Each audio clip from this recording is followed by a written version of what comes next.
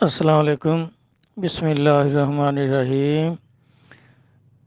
یہ کہ ایک آدمی کو کیسے پتہ چلے یا دوسرے لوگوں کو کیسے پتہ چلے کہ اس آدمی کو اللہ کی معرفت ہو چکی ہے۔ دیکھیں، غوث اعظم قدس اللہ سر العزیز شیخ عبد القادر جیلانی فرماتے ہیں کہ 3 طرح کے یہ لوگ ہوتے ہیں جن کا اللہ سے تعلق ہوتا ہے۔ پہلی قسم اس طرح ہے کہ ان کے بارے میں نہ تو انہیں خود پتہ ہوتا ہے کہ ان کا کوئی اللہ سے تعلق ہے، اور نہ ہی مخلوق جانتی ہے، سمجھ سکتی ہے کہ اس کا کوئی اللہ سے تعلق ہے۔ اور دوسری قسم کے ایسے ہوتے ہیں کہ لوگ سمجھتے ہیں کہ یہ اللہ کا کوئی خاص بندہ ہے، کسی کو تکلیف نہیں دیتا، سب کا بھلا کرتا ہے، کوئی بات پوچھیں بڑے پیار سے بتاتا ہے اور کھول کے بتاتا ہے، اس کا کوئی نہ کوئی اللہ سے تعلق ضرور ہے۔ یہ دوسری قسم کے لوگ ہوتے ہیں، لیکن ان کو خود کو ابھی نہیں پتہ ہوتا کہ اس کا بھی کوئی اللہ کے ساتھ تعلق ہے۔ وہ لرزاں و ترساں رہتا ہے، اللہ سے بہت ڈرتا ہے، اور اس لیے مخلوق کی خدمت کرتا ہے، سب کچھ کرتا ہے، سب اولیوں والے کام کرتا ہے، لیکن اس کو ابھی یہ یقین نہیں ہوتا، پتہ بھی نہیں ہوتا کہ اس کا بھی کوئی اللہ کے ساتھ تعلق ہے۔ اور تیسری قسم جو ہے، غوث اعظم قدس اللہ سر العزیز فرماتے ہیں کہ وہ پھر ان کو خود بھی پتہ ہوتا ہے، جان جاتے ہیں کہ اس کا کوئی اللہ سے تعلق ہے، اور مخلوق بھی جان جاتی ہے، تو یہ لوگ پھر مبلغ ہوتے ہیں، کیونکہ اب مخلوق کو اللہ نے ان کے ذریعے ہدایت دینی ہوتی ہے، تو لوگوں کے دلوں پر اس کا اظہار ہوتا رہتا ہے کہ یہ کوئی اللہ کا بندہ ہے، اس سے فیض و برکت حاصل کر لیں، اور اس کو خود بھی پھر یقین ہو جاتا ہے۔ یہ ہوتا کس طرح ہے، اس کو کس طرح یقین ہوتا ہے کہ جب اس کو اللہ کی معرفت ہوتی ہے تو اسم اللہ ذات جس کو کہتے ہیں، اللہ تبارک تعالیٰ اپنے کسی اسم سے اس کو تعارف کراتے ہیں خود، اور وہ پیر و مرشد کی صورت ہوگی، لیکن آواز اللہ دیں گے اس صورت میں، اللہ اس صورت کو اختیار کر لیتے ہیں، کیونکہ اس صورت پر ہمیں یقین ہے، باقی کسی صورت میں ہم کسی کو پہچان نہیں سکتے، دھوکہ ہو سکتا ہے۔ تو اللہ اس صورت میں خواب میں نظر آئیں گے، آسمان پہ نظر آئیں، چاہے زمین پر نظر آئیں، تو اللہ تعالیٰ خود فرمائیں گے کہ میں تیرا اللہ ہوں۔ صورت پیر کی ہوگی تو وہ شخص سمجھ جائے گا کہ یہ مجھے اللہ کی معرفت ہو گئی ہے، یہ اللہ نے میرے مرشد کی صورت اختیار کی ہوئی ہے۔ جس طرح مظہر نور خدا کہتے ہیں کہ اللہ کا نور مرشد کے ذریعے ظاہر ہو رہا ہے اور اس کو پہچان ہو جاتی ہے۔ باقی رہ گیا کہ لوگوں کو کیسے پتہ چلے، وہ تو سب بزرگ کہتے ہیں نا، ولی را ولی می شناسد، کہ ولی کو تو ولی پہچان سکتا ہے، دوسرا آدمی نہیں پہچان سکتا کہ یہ اللہ کا ولی ہے کہ نہیں۔ اور داتا صاحب گنج بخش علی حجویری کا صلی اللہ علیہ عزیز فرماتے ہیں کہ ولی اس وقت تک ولی ہوتا ہے جب تک وہ اپنے آپ کو سمجھتا نہیں کہ میں بھی اللہ کا ولی ہوں۔ یہ جانا کہ میرا اس سے تعلق ہے، لیکن اس پر تکبر کرنا کہ میں تو اب ولی ہو گیا ہوں، یا اعلان کرے کہ میں اللہ کا ولی ہوں، یہ ایسا اگر کرے گا تو اس کی ولایت جو ہے وہ سلب ہو جائے گی، ختم ہو جائے گی۔ تو اس کا اعلان نہیں ہوتا، کیونکہ یہ ختم ہو سکتی ہے، ولایت سلب ہو سکتی ہے۔ نبوت کا اعلان ہوتا ہے، کیونکہ نبوت کبھی بھی سلب نہیں ہوتی۔ نبی اعلان کرے گا کہ میں اللہ کا نبی ہوں، اور معجزہ دکھانا اس پر فرض ہے۔ ولی پر کرامت کا چھپانا فرض ہے۔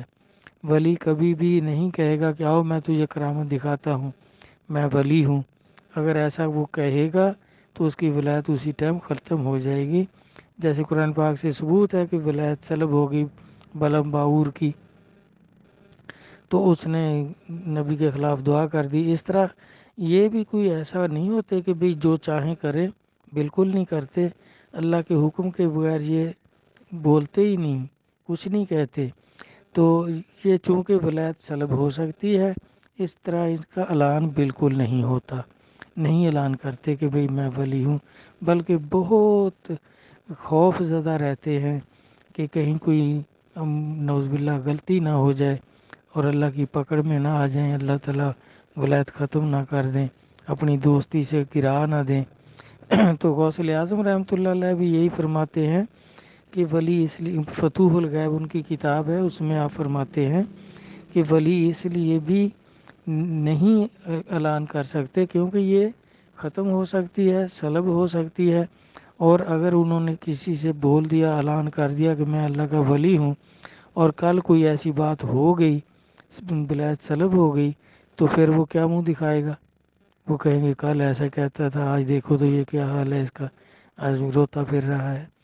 تو ایک واقعہ تذکرے میں ایک اللہ کے ولی کا ذکر ہے کہ وہ سمندر کے کنارے جا رہے تھے اور کچھ مریدین بھی ساتھ تھے، تو سمندر کے کنارے کنارے جا رہے تھے تو سمندر پر بارش ہونا شروع ہو گئی، تو ان کے جی میں خیال آیا کہ دیکھو یہ اگر باہر خشکی پر بارش ہوتی تو سبزہ اگتا، چرندے کھاتے، اس سے فائدہ ہوتا، آدمی ان کا دودھ پیتا، یعنی اس طرح کے خیال اس کے جی میں گزرے۔ تو اسی ٹائم اللہ کی طرف سے آواز آئی، کیا میرے کاموں میں آپ کو حکمت نظر نہیں آتی، یہ فضول نظر آتے ہیں؟ اور ایک دم اندھیرا ہو گیا قلب پر، ولایت ختم ہو گئی۔ تو اب انہوں نے کیا کیا، اپنے مریدین کو بولنے لگے کہ بھائی ایسا کرو، کام خراب ہو گیا ہے۔ تو وہ پتھریلی زمین تھی کہ میری ٹانگوں میں رسی باندھو اور یہاں مجھے گھسیٹنا شروع کرو، جب تک میں نہ کہوں چھوڑنا نہیں۔ تو انہوں نے کہا حضور والا، آپ ہمارے مرشد ہیں، یہ اتنی بے ادبی، یہاں تو آپ چھل جائیں گے، آپ کا چمڑا اتر جائے گا۔ تو آپ نے فرمایا، نبی علیہ الصلوۃ والسلام کا فرمان پاک ہے، الامر فوق الادب، حکم پہلے ہوتا ہے، ادب بعد میں ہوتا ہے۔ پہلے میرا حکم ہے کہ مجھے گھسیٹو۔ انہوں نے مجبوراً اب پاؤں میں رسی ڈالی، آپ لیٹ گئے، تو انہوں نے گھسیٹنا شروع کر دیا، چمڑا چھل گیا، خون و خون ہو گئے، کتنی دیر گھسیٹتے رہے، تو اللہ تبارک تعالیٰ نے معافی دے دی اور پھر اندر روشن ہو گیا، تو کہنے لگے بھائی بس کرو، اب چھوڑ دو۔ تو اب پھر کتنا وقت علاج کرایا، دکھ بھگتا، مصیبت بھگتی، تو لیکن دیکھیں یہ تو صرف اللہ کے ارادے کے خلاف جی میں آ جائے، ان کی جو ارادے ہیں ان پر بھی گرفت ہوتی ہے۔ قرآن پاک میں بھی ثابت ہے کہ داؤد علیہ السلام کا واقعہ قرآن پاک میں موجود ہے، ماشاءاللہ مجھ سے سارے ہی زیادہ جاننے والے لوگ ہیں، میں تو غریب سا آدمی ہوں۔ تو وہ اس میں دیکھیں داؤد علیہ السلام کا ایک صحابی تھا، اوریا اس کا نام تھا، تو جہاد پر آدمی بھیجنے تھے، تو وہ اکیلا تھا، اس کی بیوی، اس کے بچے نہیں تھے، تو وہ اپنی بیوی کو چھوڑ گیا آپ کے پاس، تو کہ جی گھر میں یہ اکیلی رہے گی تو اتنے دن یہ یہاں آپ کے دربار میں رہے گی۔ تو آپ کے جی میں یہ خیال آ گیا کہ اگر اوریا شہید ہو گیا تو میں اس کی بیوی جو ہے اس سے شادی کر لوں گا، نکاح کر لوں گا۔ تو وہ چلا گیا، لشکر چلا گیا، وہ واقعی اوریا جو تھا وہ شہید ہو گیا۔ لشکر واپس آیا تو اس کی عدت پوری کرنے کے بعد آپ نے اس سے نکاح کر لیا۔ تو جب نکاح کیا تو ایک دن آپ اپنے دربار میں بیٹھے تھے تو دو فرشتے بکر والوں کی صورت میں جھگڑتے ہوئے زمین سے نکلے۔ تو اب آپ نے پوچھا بھی کیوں، کیا جھگڑا ہے آپ کا؟ تو ایک کہنے لگا جی دیکھیں میری ایک بھیڑ ہے اور اس کی 99 بھیڑیں ہیں، اور یہ میری ایک جو ہے وہ بھی چھین رہا ہے۔ تو آپ نے فرمایا بھائی تو عقل کر، یہ کیا کرتا ہے، تیرے پاس اتنی ہیں 99 بھیڑیں ہیں، تو تجھے تو چاہیے دو چار اور اس کو دے دے، تو آپ کیا کر رہے ہیں، اس کی ایک ہے وہ بھی چھین رہے ہیں۔ تو وہ کہنے لگا کہ سرکار آپ نے بھی تو یہی کیا ہے کہ آپ کی 99 بیویاں تھیں تو اوریا کی ایک تھی، اس سے بھی آپ نے شادی کر لی۔ حالانکہ دیکھیں انہوں نے کوئی غلط کام نہیں کیا، کیونکہ نبی غلطی نہیں کرتے، لیکن پہلے خیال کیوں آیا؟ اللہ تعالیٰ ان ولیوں اور نبیوں کے ارادوں پر بھی گرفت کرتے ہیں، بہت خوف کا مقام ہے۔ تو اب آپ نے گزارش کی باری تعالیٰ یہ کیا ہو گیا؟ اللہ تعالیٰ نے فرمایا اب یہ ہے معاملہ کہ آپ جائیں اس کی قبر پر اور اس سے معافی مانگیں، تو پھر معاف کر دوں گا، نہیں تو نبیوں کے دفتر سے آپ کا نام کاٹ دوں گا میں، کہ آپ نے کہ کیوں ایسا خیال کیوں کیا؟ ابھی وہ زندہ تھا تو اس کی بیوی سے نکاح کا خیال کیوں گزرا آپ کے دل میں؟ تو آپ تشریف لے گئے اس کی قبر پر، جا کر اس کو بولا کہ اوریا کیا حال ہے؟ اس نے کہا جی سرکار آپ کا بے بہا کرم ہے، آپ کے صدقے میں، آپ کا میں امتی تھا، میں شہید ہو گیا، مجھے شہادت کا مرتبہ مل گیا، اب میں جنت میں عیش کر رہا ہوں، پھر رہا ہوں، جو چاہوں کروں، کوئی ڈر خوف نہیں ہے، سب کچھ موجود ہے، اللہ کی نعمتیں آپ کے صدقے میں بے بہا ہیں۔ تو آپ نے فرمایا چلو ٹھیک ہے، خوش رہے، خوش ہے، ہم سے خوش ہے؟ اس نے کہا حضور آپ سے نہ خوش ہوں گا تو کس سے ہوں گا؟ آپ کے صدقے میں تو یہ سب کچھ مجھے نصیب ہوا ہے۔ تو آپ گھر واپس آ گئے، تو اللہ تعالیٰ کی طرف سے دوبارہ پیغام آ گیا کہ ایسا نہیں، اس کو بتاؤ کہ میں نے آپ کو اس مقصد کے لیے بھیجا تھا، میرا ارادہ یہ ہو گیا تھا کہ تو اگر شہید ہو جائے تو میں تیری بیوی سے نکاح کر لوں گا۔ اللہ تعالیٰ دیکھے بہت باریک بینی رکھتے ہیں۔ تو آپ دوبارہ تشریف لے گئے، جا کر پھر اس کو مخاطب کیا اور بولا بھائی سنا کیا حال ہے؟ اس نے کہا ٹھیک ہے۔ تو آپ نے فرمایا بھائی اس بات کے لیے میں آپ سے پوچھ رہا ہوں کہ کیا تو خوش ہے کہ جب تجھے بھیجا تھا تو میرے جی میں آ گیا تھا کہ اگر تو شہید ہو گیا تو تیری بیوی سے میں نکاح کر لوں گا؟ تو اس نے کہا جی پھر تو میں نہیں راضی، آپ نے تو میرے ساتھ پھر دھوکہ کیا ہے، تو اس نیت سے مجھے بھیجا آپ نے۔ تو آپ بہت پریشان ہو گئے کہ اب کیا ہوگا؟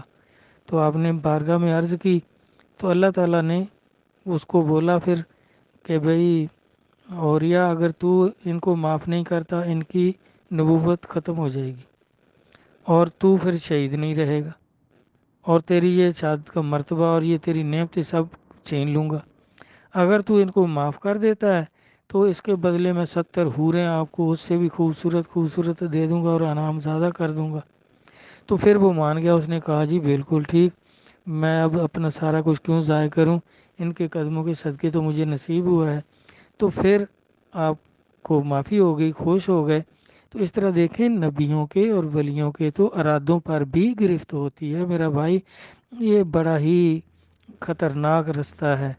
لوگ سمجھتے ہیں کہ یہ تو عیش کرتے ہیں، جو کہتے ہیں ہو جاتا ہے، تو بڑے یار یہ تو موجوں میں ہے، پنجابی میں جیسے کہتے ہیں لیکن موج نہیں ہے بھائی، یہ تو سولوں کی کولوں کی آگ کی سیج ہے جس پر یہ لوگ رہتے ہیں، اور ہر وقت کیوں، جیسے کہتے ہیں جس نے شیر کا نام سنا ہوا ہے نا وہ شیر بالکل نہیں ڈرتا، وہ سمجھتا ہے شیر کیا ہے، کوئی ایسا ہی جانور ہے نا، اور جس نے دیکھا ہوا ہے وہ اس سے ڈرتا ہے کہ یار اتنا بڑا یہ جانور ہے، اگر پنجہ مارے گا تو چیر کے رکھ دے گا، وہ ڈرتا ہے۔ اور جس نے اس کو شکار کرتے ہوئے دیکھا ہے، چیر پھاڑ کرتے ہوئے دیکھا ہے، وہ بہت زیادہ ڈرتا ہے۔ اسی طرح مخلوق کا اور یہ اولیاء کرام کا حال ہے کہ مخلوق نے نام سنا ہوا کہ اللہ ہے، وہ ان کو خوف ہی نہیں ہے، بڑے بڑے جرم کرتے ہیں ان کو کوئی خوف نہیں ہے۔ اور کچھ جو ہیں جو کچھ راستے پہ چلتے ہیں وہ خوف کھانے لگ جاتے ہیں کہ یار اللہ جس پہ مہربان ہوتا ہے، یہ دیکھیں مرشد کامل عطا کر دیتے ہیں، کتنی نعمتیں دے دیتے ہیں، ناراض ہو گئے تو یہ نعمتیں ضائع ہو جائیں گی، وہ ڈرتے ہیں۔ لیکن جو اللہ کے نبی اور ولی ہیں انہوں نے اللہ تعالیٰ کو ہر صورت میں دیکھا ہے، رحم کی صورت میں، قہر کی صورت میں بھی دیکھا ہے، کہ جب غضب میں آتا ہے تو علاقے غرق کر دیتا ہے، قوموں کو برباد کر دیتا ہے، غرق کر دیتا ہے اس کی ناراضگی سے، کیونکہ انہوں نے اس کو ناراضگی کی حالت میں دیکھا ہے کہ کیا کچھ کر دیتا ہے، کہ کس طرح غرق کر دیتا ہے۔ تو اس لیے یہ بہت ہی خوف زدہ رہتے ہیں تو میرا خیال ہے بیان پھر زیادہ لمبا ہو رہا ہے، اللہ رسول سمجھ عطا فرمائیں۔ کیونکہ ولی کو تو بھائی ولی پہچان سکتا ہے، دوسرے عام آدمی کو نہیں پتہ چل سکتا، لیکن اس کے حالات دیکھ کر اس سے تعلق کرنے سے پتہ چل جائے گا۔ جب وہ نور ایمان منتقل کرے گا تو پھر آدمی سمجھ جائے گا، عین یقین ہو جائے گا کہ یہ سلوک عام آدمی نہیں کر سکتا تھا، میرے اوپر جو وحی والی کیفیت سرکار پر جو ہوتی تھی نازل ہو گئی ہے، میرے جسم میں کوئی چیز ایسی داخل ہوئی ہے کہ لرزہ طاری ہو گیا ہے، تو اس سے وہ پھر پہچان جائے گا، عین یقین ہو جائے گا۔ جس کے بارے میں شیخ سعدی علیہ رحمۃ فرماتے ہیں کہ دریا کے پانی کی گہرائی جو ہے وہ اترنے سے پتہ چلتا ہے۔ باہر سے تو آدمی سمجھتا ہے پتہ نہیں یہ 1 فٹ پانی ہے یا 6 انچ پانی ہے یا 2 فٹ ہے، لیکن جب اترے گا دریا میں اتر جائے گا تو پھر پوری طرح اس کو عین یقین ہو جائے گا وہ کہ کتنا پانی ہے اس میں۔ اسی طرح جب مرشد کامل سے کوئی آدمی مرید کرے گا تو اس کی ولایت اور اس کے تصرف کا تو پھر بھائی پتہ چلے گا، اس کے بغیر پتہ نہیں چل سکتا۔ اندازہ ہو جائے گا کہ یار اچھا آدمی ہے، لوگ آتے جاتے ہیں جو ان سے تعلق کرتے ہیں، شریف لوگ ہیں، نماز پڑھتے ہیں، کسی سے زیادتی نہیں کرتے، اس طرح کچھ اندازہ ہو جاتا ہے، لیکن یقین جو ہے وہ تعلق کرنے سے پیدا ہوگا۔ اللہ رسول اپنے کلام کو، قرآن و حدیث کو سمجھنے کی، اپنے بندوں کو سمجھنے کی توفیق عطا فرمائے، آمین۔ والسلام